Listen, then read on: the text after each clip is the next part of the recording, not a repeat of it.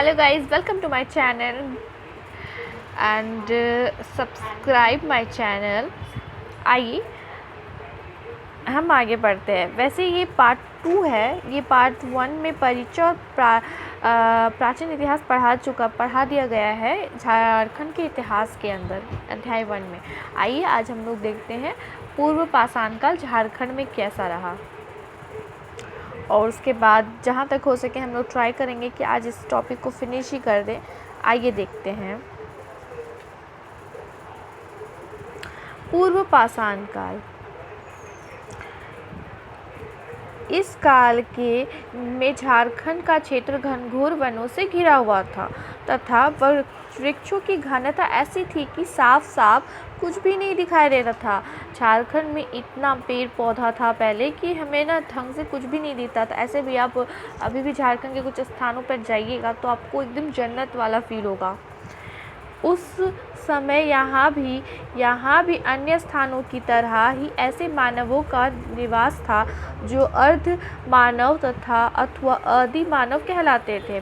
जैसे कि अभी भी झारखंड के बहुत ऐसे लोग हैं जो पहाड़ों में निवास करते हैं आदि मानव की तरह, बट से आदि मानव नहीं करते, वो उनका जीवन स्थल ही है, तो वो जीवन स्थल उस तरीके से जीते हैं। तो उनके द्वारा प्रयोग में लाए गए जाने वाले मुख्य औजारों में पत्थर की कुल्हाड़ियों के फलक, चाकू और खुरपी के रूप में प्रयोग किए जाने वाले पत्थरों के टुकड़ों के अवशेष प्राप्त हुए हैं। यह अवशेष पुरातात्विक उत्खनन के क्रम में सिंहभूम, रांची, संथाल परगना तथा हजारीबाग से प्राप्त हुए हैं। कहाँ प्राप्त हुए हैं? पुरातात्विक उत्खनन के क्रम में सिंहभूम, रांची, संथाल परगना तथा हजारीबाग में। वैसे कहा जाता है कि झारखंड पेड़ पौधों का स्थल है, तो ये इसकी ब्यूटी है। उत्तर पाषाण काल। इस उत्तर पाषाण काल में क्या हुआ? इस काल को नव पाषाण काल भी कहा जाता है। इस काल में नई नई चीज़ों की उत्पत्ति हुई। यहाँ इस काल के अनेक अवशेष पाए जाते हैं। संभवतः जब सिंधु घाटी में कालीन संस्कृति का विकास हुआ, कायांशकालीन संस्कृति का जब विकास हुआ सिंधु घाटी में, उस काल में छोटा नागपुर में नव पाषाण संस्कृति विकसित हो रही थी। यहाँ चिकने पॉलिश किए गए पाषाण शिल्प उपकरण तथा कुठार प्राप्त हुए।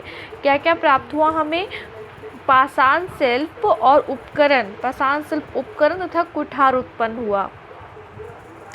नव पाषाण काल से संबंधित यहाँ जो वस्तुएं प्राप्त हुई उसमें मुख्य कुठार, स्लेट, छेनी, चाकू, लोहा और तांबा की आड़ी, ये सारी चीज़ें हमें उत्तर पाषाण काल में प्राप्त हुई हैं। एक बात जो ध्यान देने के योग्य है ये है कि यहाँ से प्राप्त इस काल के अधिकांश पाषाण उपकरण पॉलिशदार है।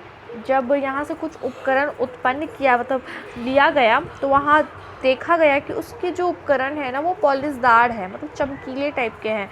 सब नव पाषाण युग में संबंधित 12 प्रकार के हस्त कुठार भारत में पाए गए हैं। इनमें से लगभग सभी प्रकार के हस्त कुठार छोटा नागपुर में पाए गए। उपरोक्त काल में पाए गए अवशेषों में से तत्कालीन इतिहास की विस्तृत जानकारी तो प्राप्त होती किंतु आदि मानव के जीवन के साक्ष्य और उनमें आने वाले क्रमिक परिवर्तन के संकेत अवश्य मिलते हैं। 12 तरह का हस्त कुठार भारत में पाया जाता है नव पाषाण युग से संबंधित। तो उसमें क्या क्या पाया गया था? हमें छोटा नागपुर में भी पाया गया। अब आगे देखते हैं लौह युग में क्या पाया गया। अभी चलिए लौह युग पढ़ते हैं हम लोग। लौह युग। उत्तर वैदिक काल में लोहे का उपयोग होना शुरू हो चुका था। उत्तर वैदिक काल की रचना ऐतिहासिक ब्राह्मण में ही सर्वप्रथम झारखंड का नाम पुंड्र मिलता है।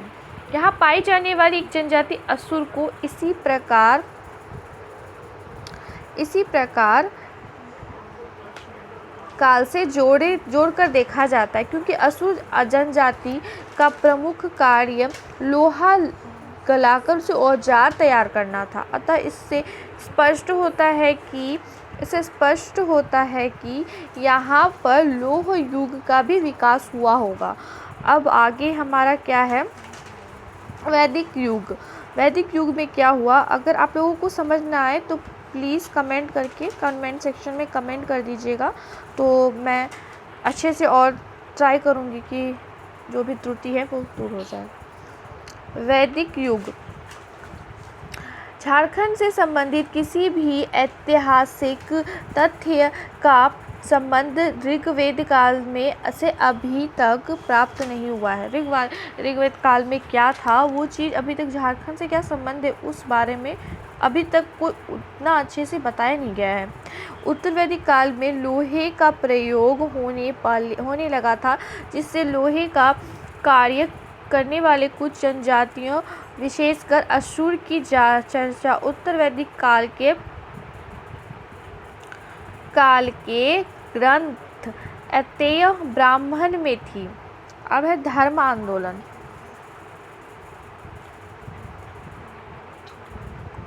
हमें क्या क्या बच गया, हमारा धर्म आंदोलन पढ़ेंगे, फिर मौर्योत्तर काल, उसके बाद गुप्त काल, पूर्व मध्य काल, गुप्तोत्तर काल, और फिर हमारा लास्ट टॉपिक है, एक मिनट गाइस, हमारा लास्ट टॉपिक है ये मुंडा हो, मतलब हमें इसके ऊपर पढ़ना है, संथाल परगना। आइए देखते हैं कहाँ तक कर पाते हैं आज हम लोग, अदरवाइज़ मुझे 3rd क्लास लेना पड़ेगा। अंग्रेजों के विरुद्ध कुछ प्रारंभिक विद्रोह, ये हमें जब पढ़ेंगे तो उसके अंदर हमारा ये लास्ट टॉपिक होगा हमारा, जो हम लोग एक दिन में कंप्लीट कर लेंगे, डोंट वरी। आइए देखते कहाँ तक पढ़े हम लोगों ने।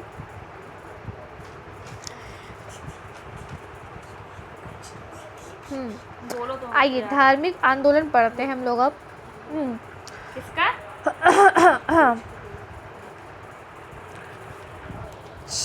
6वीं सदी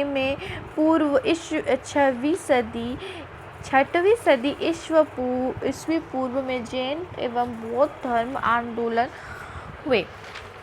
इसका व्यापक असर पड़ा, झारखंड भी इससे अछूता न रहा। बौद्ध धर्म में क्या हुआ, बौद्ध धर्म का झारखंड पर गहरा असर पड़ा। झारखंड के विभिन्न स्थलों में बौद्ध धर्म संबंधी अवशेष मिलते हैं। मूर्तियाँ गांव पलामू में एक सिंह शेष मिलता है जो सांची स्तूप के द्वारा उत्कीर्ण सिंह शेष से मिलता जुलता है। करवा गांव में एक बौद्ध स्तूप मिला है। आज का धनबाद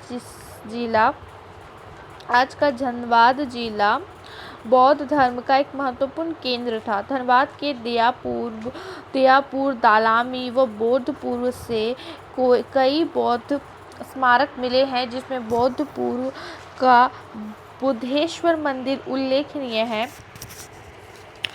घोलमारा पुरुलिया के निकट से प्रस्तर की एक खंडित बुद्ध मूर्ति मिली है। सूर्यकुंड बरही के निकट हजारीबाग से बुद्ध की प्रस्तुत मूर्ति मिली है। सूर्यकुंड बरही के निकट हजारीबाग से बुद्ध की प्रस्तर मूर्ति मिली है। ओहो, ये तो रिपीटेड हो गया।